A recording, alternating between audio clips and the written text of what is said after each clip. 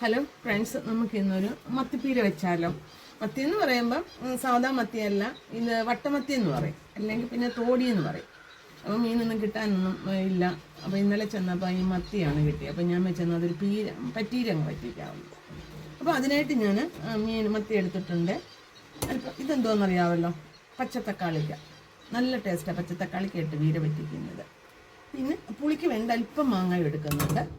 ഞാൻ ഇതൊന്ന് പരത്തിക്കോട്ടെ. ശാലം വെളിച്ചെണ്ണ ഒഴിക്കുകയാണ്, കാരണം പീരയല്ലേ, അപ്പം അടിക്ക് പറ്റാതിരിക്കാൻ വേണ്ടിയിട്ട് ശാലം എണ്ണ ഒഴിച്ച്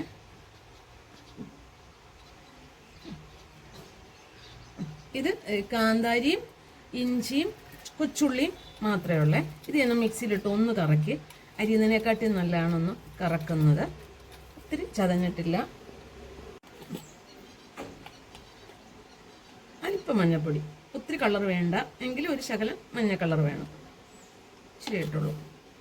ഈ മത്തിക്ക് ആവശ്യമായ തേങ്ങാപ്പീരിയാണ് എടുക്കുന്നത്. അതിൻ്റെ അളവൊന്നും ഞാൻ പറയുന്നില്ല, കാരണം നമ്മൾ എടുക്കുന്ന സാധനത്തിൻ്റെ അളവനുസരിച്ച് നമ്മൾ തേങ്ങാപ്പീര ഉപയോഗിക്കുക.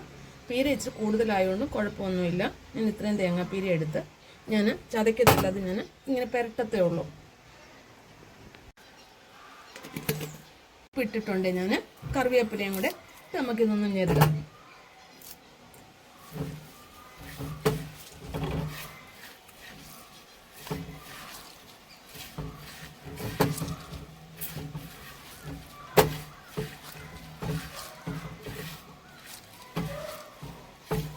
ഇത് വേവാനുള്ള വെള്ളം ഞാൻ ഒഴിക്കുകയാണ്.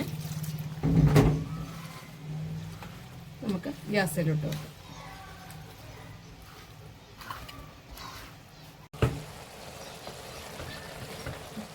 ചൂട് പറ്റാനുണ്ട്.